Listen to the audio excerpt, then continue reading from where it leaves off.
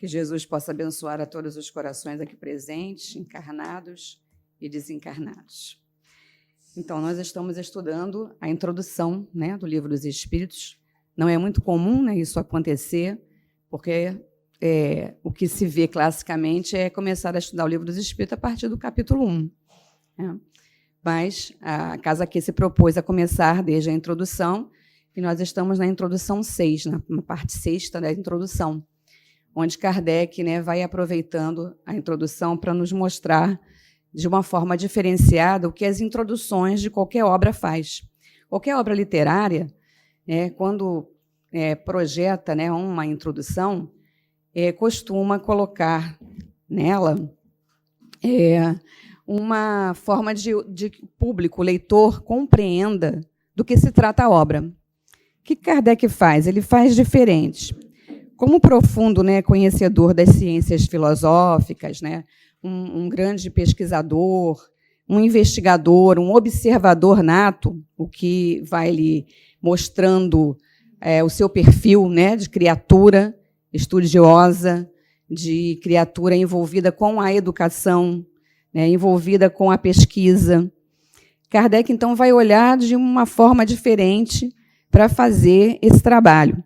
Então, ele cria uma didática, né, uma forma didática, melhor dizendo, né, ele não cria didática, ele cria uma forma didática de trazer para nós o entendimento da doutrina espírita, e nessa introdução, então, ele é bem didático mesmo, principalmente nesta parte da introdução, que é a sexta parte, onde ele vai mostrar os pontos marcantes da doutrina espírita, para que qualquer leitor, né, ao tomar conhecimento, né, ao tomar contato com aqueles conceitos, ele já tenha uma visão ampla do que se trata a obra.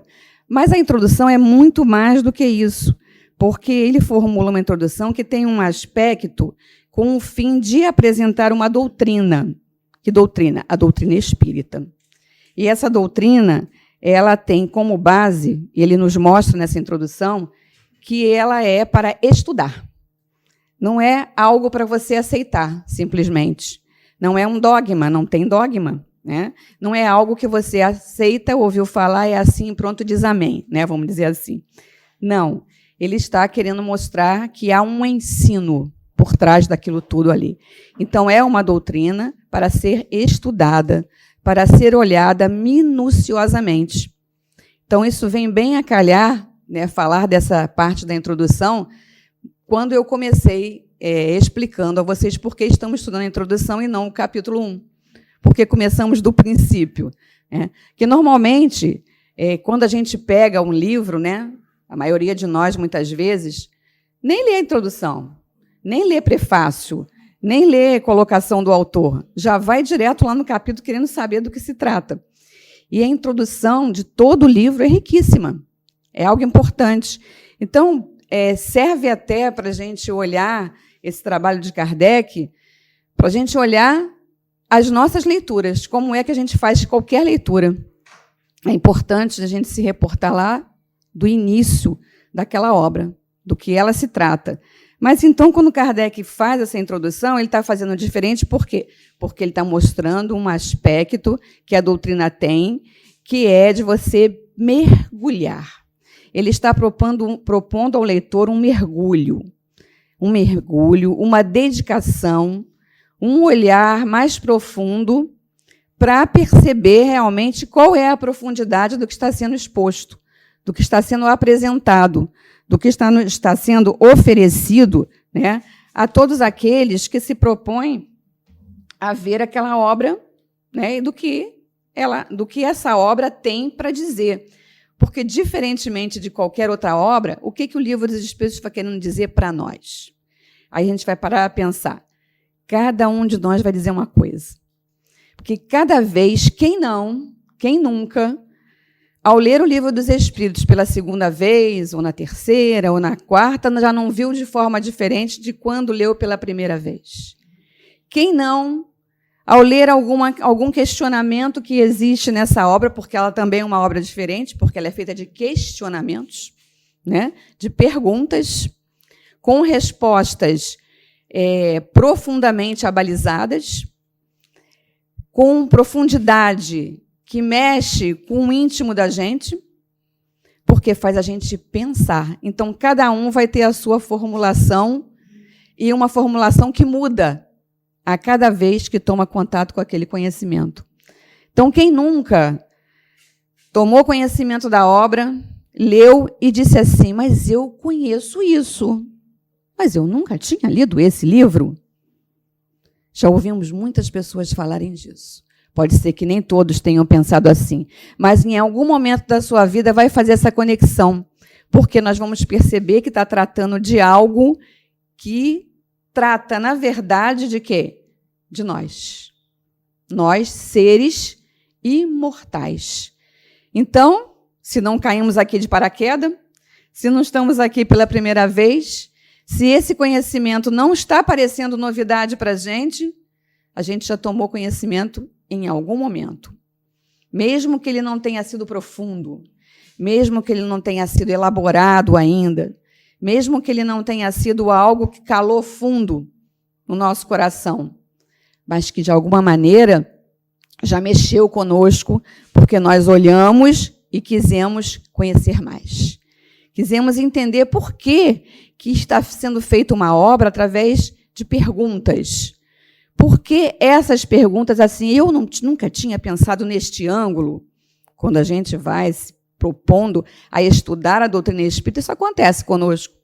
A gente começa a falar, eu não tinha pensado por essa visão, né? Não tinha olhado dessa maneira, não tinha percebido o que está sendo colocado, né, para mim, mas é para todo e qualquer leitor, mas eu, quanto leitor, estou vendo de uma forma específica, que é minha forma de entender. A doutrina espírita faz isso conosco. E essa introdução, ela vai nos mostrar exatamente essa forma, né, lógica, clara, objetiva que ela tem para nos trazer esse ponto de vista da didática que é perfeita. Ela é perfeita porque ela nos conduz a quê? A questionar mais. Aí, como assim? O que você está falando? Já tem um monte de pergunta lá, 1000 e tantas perguntas, eu não estou dando conta delas, eu ainda vou questionar mais uma? Vou, naturalmente. Né? Porque nós queremos sempre mais. Nós, quanto espíritos que já vivemos tantas outras oportunidades, a gente naturalmente vai perquerir, vai desejar saber algo mais, saber como funciona isso. Então, eu vejo a pergunta formulada, tem a resposta clara dos espíritos ali, espíritos superiores. Logo, a gente percebe, né, que a resposta tem um quê a mais e que eu preciso mergulhar, porque eu ainda não compreendi. Aí, naturalmente, o que eu faço? Eu formulo uma questão interna. Porque aquilo, né, aquela pergunta e aquela resposta mexeu com algo em mim que eu nem sequer tinha dado conta. Eu não tinha parado para pensar, natural, né, quando a gente faz qualquer leitura. Mas na leitura, através dessa forma, né, toda didatizada, nós vamos ter a oportunidade de compreender esses conceitos, ampliando, então, esses conceitos de uma forma que nós vamos estender essa ampliação para onde? Adivinhem? Para a prática. E isso mexe com muitos de nós. Há aqueles que chegam à casa espírita e, ao tomarem conhecimento através da reunião pública, que é a porta de entrada, e tomar conhecimento dos conceitos, do conteúdo, de uma parte dele, né, porque quem chega a primeira vez tem contato com uma parcela desse conteúdo. E, muitas vezes, a pessoa chega e sai, né, com aqueles conceitos todos, e ou ela percebe, 2 pontos, ou ela percebe que aquilo vai mexer com a vida dela de uma tal maneira que ela diz assim, não volto mais aqui, não. Isso aí vai fazer um revertério na minha rotina, né? Porque eu vou ter que fazer isso, ter que fazer aquilo, ter que fazer aquilo outro. Já vislumbra assim. Ou então, a pessoa não se dá conta disso e ela vai se aproximando, querendo conhecer mais, porque aquilo que ela tomou conhecimento naquele momento ficou parecendo algo que deu assim aquele gostinho a mais. Vamos dizer assim, um aperitivo, né? Que a gente toma e que nos dá a fome, o desejo de conhecer para além daquilo que nos foi apresentado ali naquele momento. Então, há esses dois modos, né, de se compreender, num primeiro momento, a doutrina espírita. E essa prática da moral, dessa filosofia que está toda permeada nessa doutrina espírita, é que vai fazer a diferença no coração de cada um de nós. Porque vai mexer diferente, porque somos seres diferentes. Apesar, né, de sermos criaturas criadas por Deus, com os mesmos direitos, com as mesmas possibilidades, com as mesmas potências, mas cada um vai desenvolvê-las da sua forma própria, né, da sua forma especial, vamos dizer assim, porque somos seres especiais, né, bem especiais. Então, Kardec vai nos impressionar ao trazer nessa parte da introdução essa noção nova, né? Uma noção novíssima. Ele vai marcar para a gente um dos pontos aqui, como ele diz, mais marcantes da doutrina espírita, a importância do mundo espiritual como um mundo essencial, um mundo que pré-existe, um mundo que sobrevive a todo. E ele ainda diz mais, sendo o mundo corporal secundário. E isso faz toda a diferença, né? Porque nós vemos lá ele dizer que a estrutura desse mundo corporal em nada abala a essência do mundo espiritual.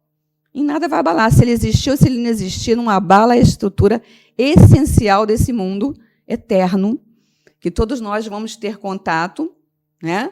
Que nós temos contato, porque é dele que viemos e é para ele que retornaremos. Essa noção ela é nova e ela mexe com todos os corações que tomam conhecimento. Aqueles pela primeira vez, aqueles que, de alguma maneira, dizem, não, eu já conheço isso está me fazendo com que eu me reporte a alguma coisa que eu não estou dando conta do que é. Mas está me levando, né, a pensar um pouco mais, um pouco além. Então, essa ideia nova, né, muito nova, vai fazer com que a gente pense um pouco além, como o próprio diz o Kardec, que quanto espíritos imortais, uma vez liberto desse corpo, nós começamos a entrever a importância desse mundo eterno, desse mundo essencial. E aí é aí que a gente aprende a valorizar e a buscar o que esse mundo tem e o que é que nós estamos aprendendo ali e a querer mais, ir além, buscar novos aprendizados. E vamos descobrir que é necessário, então, um mundo corporal para que nós façamos esses aprendizados todos e consigamos, então, participar efetivamente a cada vez, né, a cada oportunidade que a gente retorna a esse mundo essencial, com tudo que ele tem para nos oferecer, e não marcarmos passo. Quando é que a gente marca passo? Quando a gente não compreende o que nós estamos vivendo, a importância do que a gente está vivendo, mas nós não estamos, vamos dizer assim, com sentimento de pertencimento das coisas pueris. Porque as coisas pueris, muitas vezes, acabam nos pertencendo mais do que qualquer outra coisa. E aí esse mundo essencial fica distante. Esse mundo essencial fica complexo, fica até impossível de ser acessado. Por quê? Porque nós estamos ligados naquilo que a gente pega, naquilo que a gente vê, e não naquilo que transcende o nosso olhar. É esse aprendizado necessário que nós, né, primeiro, que nós temos que fazer estando na vida corporal. E nós valorizamos isso ao estarmos lá, naquele momento, a vivência de se sentir esse ser imortal. E é aí que, ao valorizar esse mundo essencial, a gente aprende a quê? A focar. Aí eu foco a minha existência. Para quê? Para ser feliz. Simplesmente isso. É simples. Simplesmente essa é a meta, ser feliz. Mas é complexo alcançar essa felicidade. Por quê? Exatamente por estarmos presos às coisas banais. Leon Denis nos fala isso, que a gente se liga muito às coisas banais, a gente dá muita importância às banalidades. E quando nós damos importância às banalidades, nós estamos marcando passo, porque nós estamos perdendo a oportunidade de transcender esse olhar, de ver para além de toda essa filosofia que se encontra na base da doutrina espírita, que vai nos levar forçosamente a fazer a reforma íntima, a buscar essa reformulação que é interna. Então, é aqueles que têm medo. Não quero isso para mim, não, porque eu vou ter que mexer, eu vou ter que mudar, eu vou ter que fazer reformulações que eu não estou afim agora. Que nesse momento não me cabe. Por quê? Porque eu não estou em condições. Tudo bem. Deus espera, o momento próprio que nós cheguemos à conclusão, que nós queiramos, a ponto de desejarmos tanto que vamos passar por qualquer situação e as coisas banais, como nos diz Leon Denis, não vão ser tão importantes mais. Nós não vamos dar tanta importância a elas, vamos passar por elas entendendo-as como questões naturais da vida. Mas que a gente já olha e diz assim, isso aí não me interessa mais, não. Isso aí não está me acrescentando nada. Não tem aqueles momentos que a gente olha para uma determinada coisa que a maioria em volta de nós está dando valor e nos levando, quase que nos carregando e nos envolvendo de uma tal maneira para nós estarmos vivenciando aquela coisa banal, que a gente já vê como banal, mas que o outro não está vendo. Não é que nós estejamos melhores do que o outro, não. Não é que nós já sejamos humildes, não é que nós, estudei a doutrina espírita e estou sabendo mais do que o outro, não é nada disso. Não é mesmo. Mas é que nós já aprendemos a olhar um pouquinho, a mais para além daquilo ali. Eu já não quero mais aquilo para mim. E se eu não quero, acabou, não tem conversa. Quando a gente não quer, a gente não faz mais. A gente, quando faz, ainda faz, e coloca até na conta do outro, mas eu fui porque o outro me envolveu, é o obsessor, a gente bota na conta do obsessor, ele tem as costas largas, A gente põe na conta de qualquer coisa, põe na conta do tempo, põe na conta da nossa fragilidade naquela hora, põe na conta de qualquer situação, mas, na verdade mesmo, é aquilo que vai no nosso íntimo, que está lá no fundo de nós. O que eu já conquistei? Tudo bem estar ali, não tem problema se você gosta. A doutrina espírita não está censurando. E quando Leon Denis fala que a gente dá muita importância para as banalidades, ele não está censurando, nos censurando por sermos banais. É normal. É próprio de um mundo de provas e expiações. Um mundo de provas e expiações tem muito para nos oferecer nesse campo, mas ele também tem muita coisa para nos oferecer no campo mais amplo, que é nítido, é claro, se nós quisermos que seja. Então, a partir do conhecimento da doutrina espírita, essa visão que se amplia vai ampliar também o quê? O nosso sentir, vai ampliar o nosso pensar, vai ampliar a nossa forma de nos apresentarmos ao mundo. Tipo aquilo que eu acabei de falar. Eu não quero mais isso aí para mim. Tudo bem, ok, que você quer. Tudo bem, ok, que você está afim. Mas eu não quero ir contigo. Não me compraz. Eu não vou ter prazer. Ou posso até ter o prazer ainda, porque eu não sou perfeito, estou no mundo imperfeito. É próprio, tudo bem. Mas vai mexer com algo que eu já não estou querendo mais, que eu não estou querendo mais mergulhar nisso, eu quero mergulhar noutra vibração, E isso é complicado no nosso dia a dia, porque muitas vezes nós somos rotulados, somos mal vistos. Você está querendo bancar a santinha? Né? Você está querendo ser melhor que os outros? Você está querendo pagar, né, uma visão, um perfil de alguém que você não vai conseguir manter? Pode ser verdade, pode ser real. Mas aí cada um sabe até onde vai conseguir, né, fazer esse mergulho, porque é um mergulho. É o que Kardec está nos propondo. Mergulhar mesmo. Ele está mostrando que a doutrina espírita nos propõe esse mergulho. Se esse mergulho é mais profundo, não depende do mergulhador. Depende, né, da forma como esse mergulhador está capacitado para fazer esse mergulho. Se o mergulhador não estiver bem, né, paramentado, né, vamos dizer assim, com todos os recursos necessários para mergulhar, ele vai mergulhar mais profundo ou não. Ou ele vai ficar na superfície. Né? E o sentir, que vai ser ampliado? Vamos pensar no mergulhador. Se o mergulhador vai pela primeira vez, ele está cheio de receios, ele não conhece onde ele vai mergulhar. Ele não sabe o que tem lá. Então, ele tem medos. Normal. Ele pode, nessa primeira vez, não mergulhar tão profundo.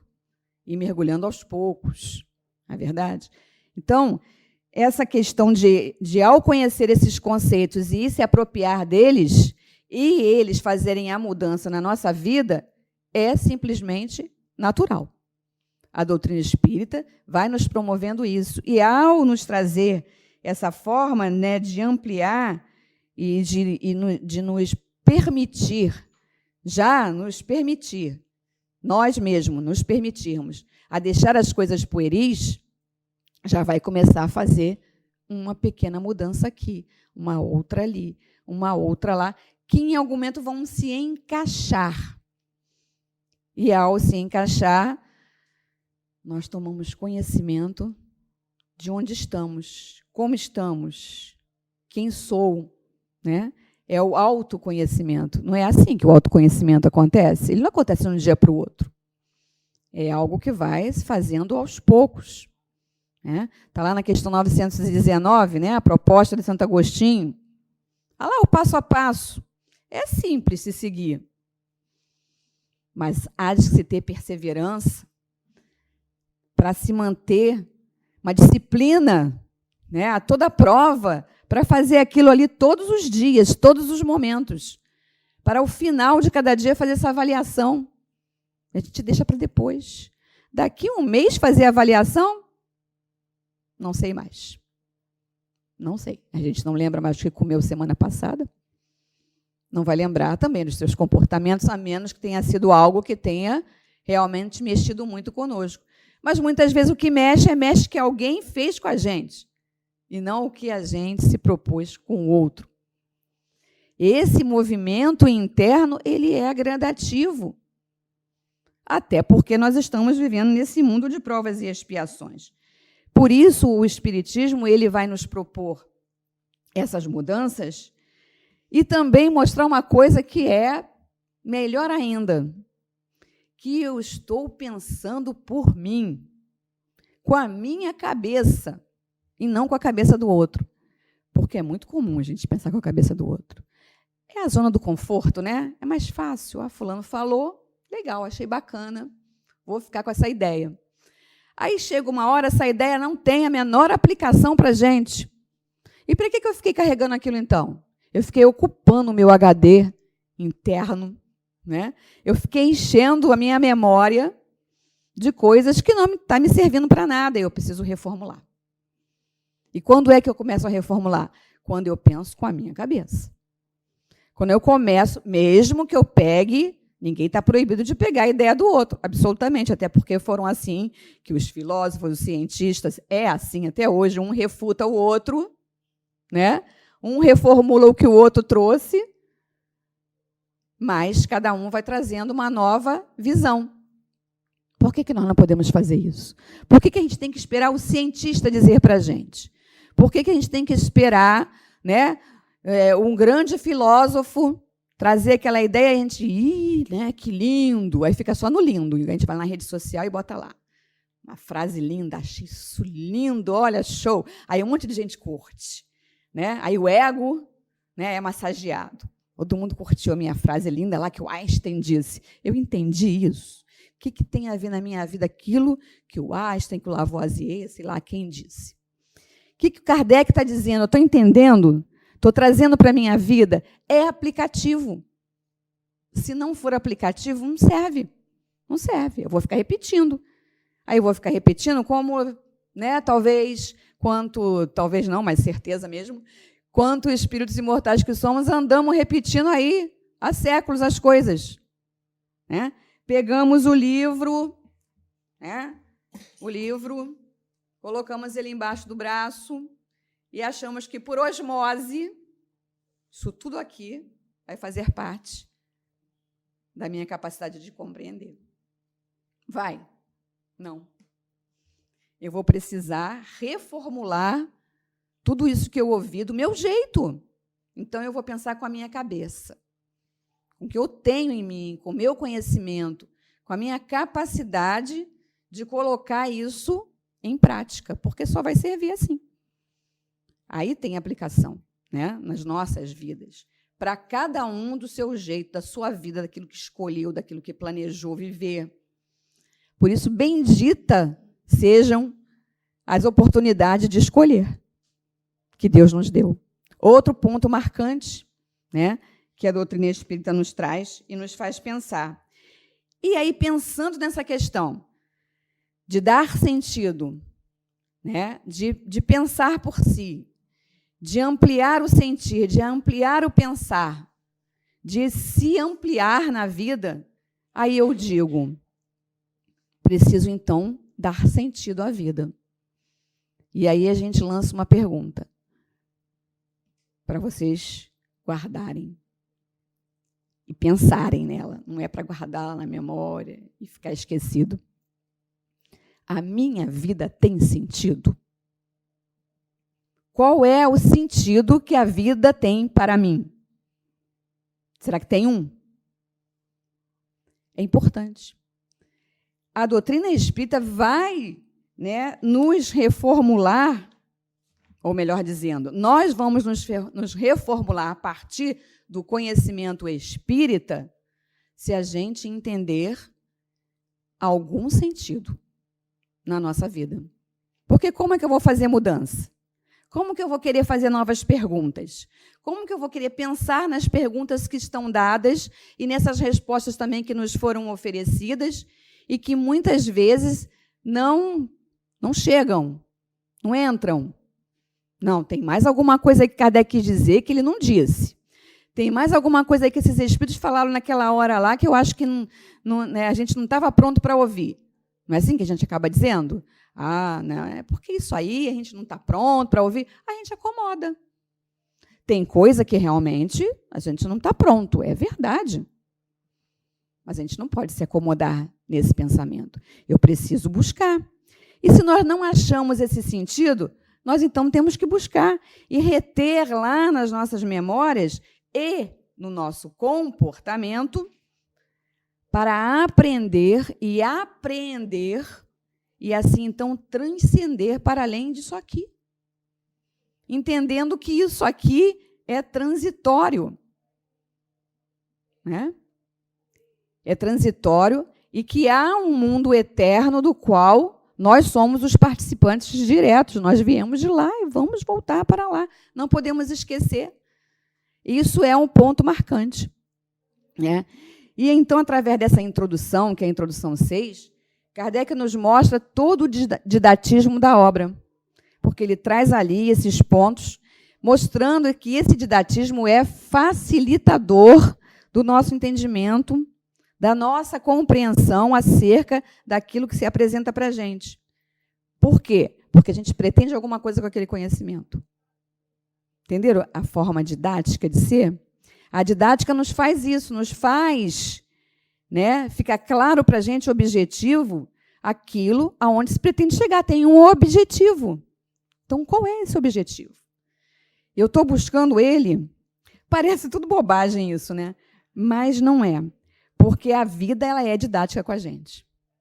A vida é didática com a gente, porque ela faz a gente ver e usar os recursos que ela mesma nos oferece para que a gente possa enxergar por onde estamos indo e para onde aonde nós queremos chegar, para onde vamos.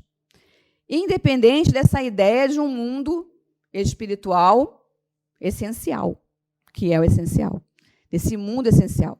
Independente disso, ao vivermos as coisas da matéria, é preciso que nós aprendamos a olhar aqui, olhar bem aqui o que eu estou fazendo, para então eu saber transcender essa ideia e descobrir que ela é realmente real. Para mim, não é para o outro. Para o outro é de outro jeito. Né? Tanto é que isso é tão real que nós temos várias dissensões. Né? Qual de nós que não tem dissensão com o outro? Não, é isso aí, eu não penso assim, não. Você pensou assim, mas eu não penso desse jeito, não. Não, eu quero assim, não, mas eu quero assado. Eu quero frito. Cada um quer do jeito. Todos vão chegar no mesmo lugar, mas cada um quer chegar de um jeito. Então, essas dissensões são normais. Então, é preciso ter mesmo. É preciso, isso é possível, né? Para que a gente não fique desfocado, porque senão a gente desfoca com facilidade. Lembra do foco que eu falei? Qual é o foco? A felicidade. Que ao valorizar o mundo essencial, ao perceber-se naquele mundo essencial, que nós valorizamos, a gente arrepende do que fez, né? Quero nova oportunidade, me dá aí, Deus, nova vida, eu vou fazer acontecer. Aí a gente está aqui além do que a gente pode, né? Precisa do anjo guardião, está lá dizendo para a gente, aí, calma, aí com calma, né? Vamos lá, vamos aos poucos. Aos poucos você chega lá. Para quê? Porque Ele quer a gente focado. Deus nos quer focados. Em quê? Na felicidade, no melhor. Mas para estar focado nesse melhor, eu, ao viver aqui, não posso desfocar. E desfocar é fácil. É só se ater às banalidades. É só valorizar as coisas pueris. É só colocar isso como meta. Sem nem perceber. Né? Porque a gente faz sem perceber.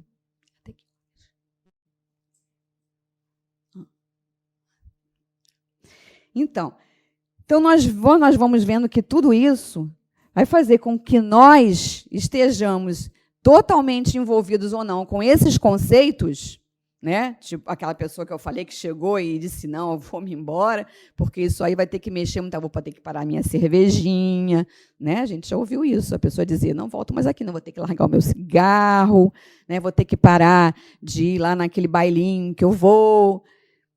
E ninguém disse isso na reunião pública. O palestrante, ao falar do conceito, ele não falou, olha, gente, vocês vieram aqui hoje, estão aprendendo doutrina espírita, a partir de hoje ninguém mais bebe cerveja. Né? A partir de hoje vocês não vão mais ali no bar da esquina. Vocês não podem ir para a escola de samba. Vocês não podem rebolar. Né? Ninguém disse nada. A pessoa chegou àquelas conclusões porque ela quis e se assustou. Essas reformulações, elas são internas, completamente internas, né? E de cada um. De cada um. Não adianta a gente dizer para o fulano, olha, descobri, né, lá mexendo nas minhas, né, nos meus alfarrábios lá internos, eu descobri que a melhor forma de lidar com essa questão é essa, essa, essa e essa. Não adianta. O outro vai dizer assim, não entendi nada. Porque não é a prática dele, ele não passou por aquilo ali, aquilo não doeu nele, aquilo não mexeu nele da forma que mexeu em você. Por isso que a gente precisa de terapia, vai lá na terapia. Né? E cada um vai sair de um jeito, cada um vai chegar às suas conclusões, que o psicólogo não vai dizer para ele também, faça assim, se disser, tem que repensar o psicólogo. Né? Ele não vai dizer, ele não pode dizer.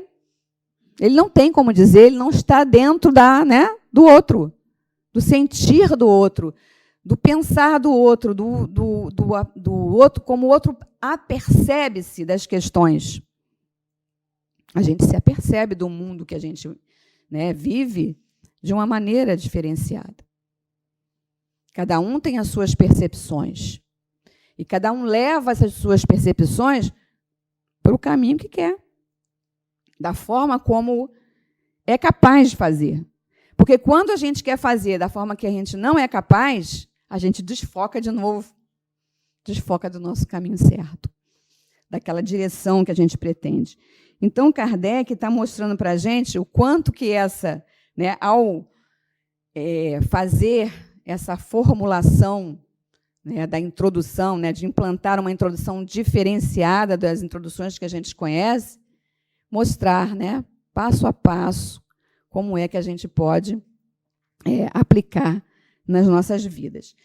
Na questão, nós fomos buscar a questão aqui do Livro dos Espíritos, a 921, que está no capítulo 1 da quarta parte, que Kardec pergunta assim: concebe-se que o homem será feliz na Terra quando a humanidade estiver transformada.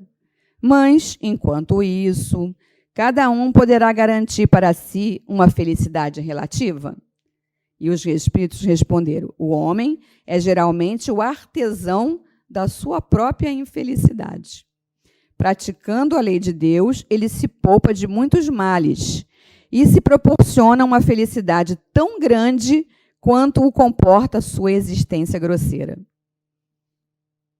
Então, interessante ele dizer, né? E na nota ele diz assim: o homem que está bem compenetrado do seu destino futuro não vê na vida corporal senão uma estação temporária. Viu? Como que é valorizar o mundo essencial? Nós aprendemos a fazer isso enquanto estamos no transitório. Nesse mundo, né, que a gente sabe que não precisamos valorizar tanto assim as coisas que não nos cabem, mas sim valorizar os recursos que a vida nos oferece, né, como aquela didática que vai nos encaminhar passo a passo para chegar lá aonde a gente já sabe que a gente quer. Então, já vamos planejando a nossa felicidade aqui, já vamos enxergando, né, esse ser feliz de uma forma relativa, né, como ele nos diz aqui, mas que pode ser, né, como ele falou, tão grande que comporta essa existência grosseira. Ela pode ser enorme, dentro mesmo de uma existência cheia de dores. E a gente sabe de uma porção de casos, né? A gente pode trazer aqui como lembrança a vida de Chico Xavier, permeada de inúmeras dores físicas, de doenças físicas, muitas. Não era uma nem duas, ele não era portador de uma hipertensão, ou só de uma diabetes, né? Ou só de uma unha encravada, que às vezes a gente fica chorando por causa de uma unha encravada, né? Não, ele era portador de várias, inúmeras doenças. E ele colocou todas elas na caixinha, no bolso, e foi em frente. Se perguntasse a Chico, você é feliz? Ele responderia que era feliz. Porque ele estava dando um sentido à vida dele. A vida para ele tinha um sentido. A vida material e a vida, a existência em si, que vai transcender para se alcançar esse mundo essencial. Então, ele diz aqui, o homem que está bem compenetrado, para ele é como uma parada momentânea numa hospedaria ruim. Quem ainda não parou numa hospedaria ruim, né? Hoje nem mais hospedaria, mas alguma coisa similar. Ele se consola facilmente de alguns aborrecimentos passageiros de uma viagem que deve conduzi-lo a uma posição tanto melhor, quanto melhor tiver feito antecipadamente os seus preparativos. Então, estamos nessa hospedaria ruim, mas que está nos oferecendo recursos, né, inalienáveis para essa nossa conquista espiritual. Já estamos fazendo isso agora, a partir desse momento, do momento que nós quisermos. A partir do momento em que nós paramos para pensar com a nossa cabeça e encontramos para onde é que eu quero ir. E estabeleço isso como meta na minha vida. Lá em A Gênese, no capítulo 1, no item 14, vai ficar claríssimo por que a obra ela é didática. Ele fala assim, o Espiritismo, como meio de elaboração, procede exatamente da mesma maneira que as ciências positivas, quer dizer, aplica um método experimental. Apresentam-se fatos novos que não podem ser explicados pelas leis conhecidas.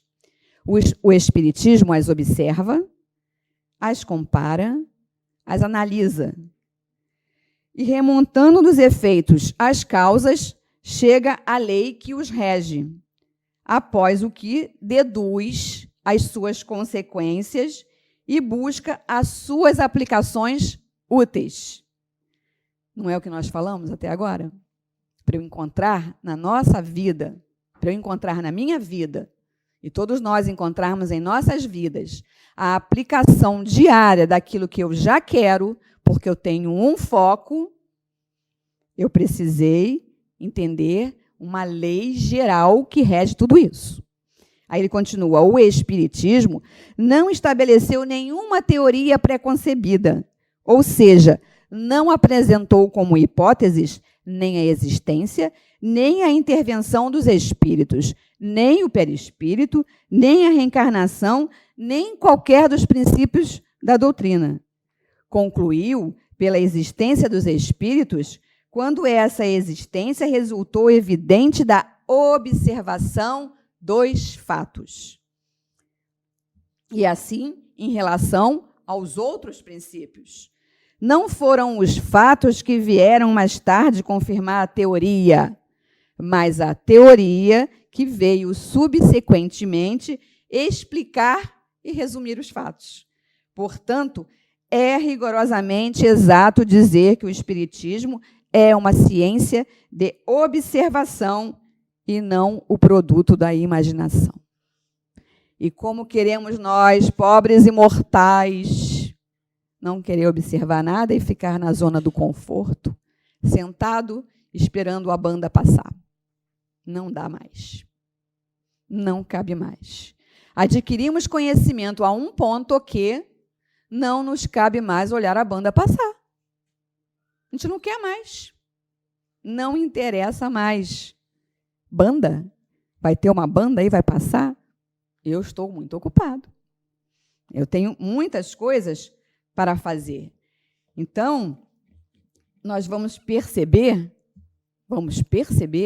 em nós, em torno de nós, para além de nós, que esse é o maior objetivo, né, que há mais coisas em que eu posso pensar, mais coisas que eu posso elaborar, mais coisas que eu posso construir. Será que nós estamos pensando nos nossos projetos? Será que nós temos um projeto? Ou vários? Não precisa ter um só, não. Mas se tiver um, já está bom. Será que a gente tem? Será que a gente está olhando para ele, está, né, tratando dele com carinho? Ou das possibilidades de chegar a ele?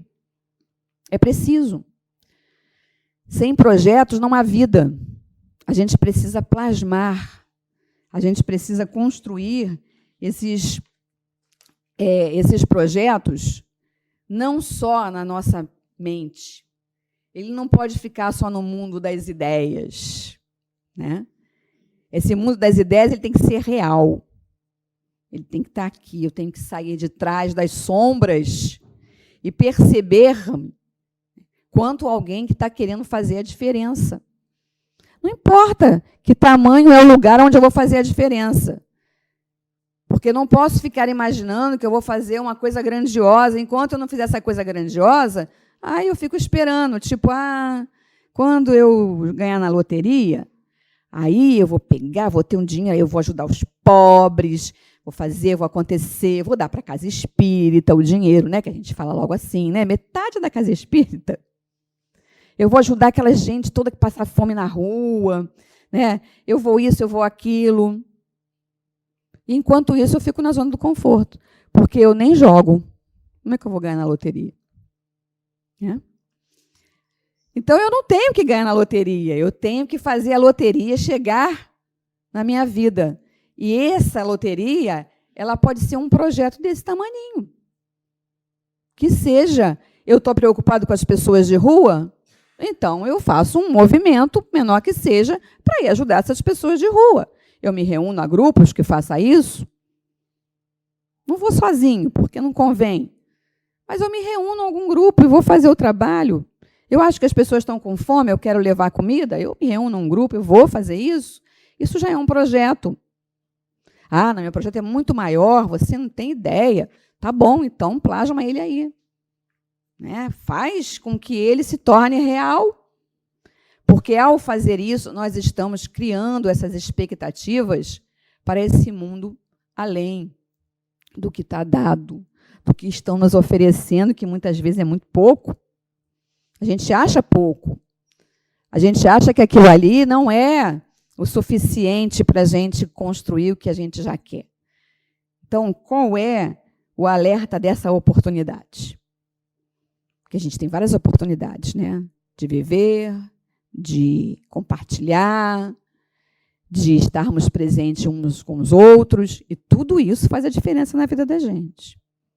Tudo isso faz diferença. Uma pessoa que passa por nós na rua, nada é por acaso. Absolutamente nada, não é? Uma folha não cai sem que Deus saiba. Não é isso? Então, nada é por acaso. Se nada é por acaso, tudo tem um sentido. Então, o alerta é ficar alerta. Ficar alerta a tudo isso.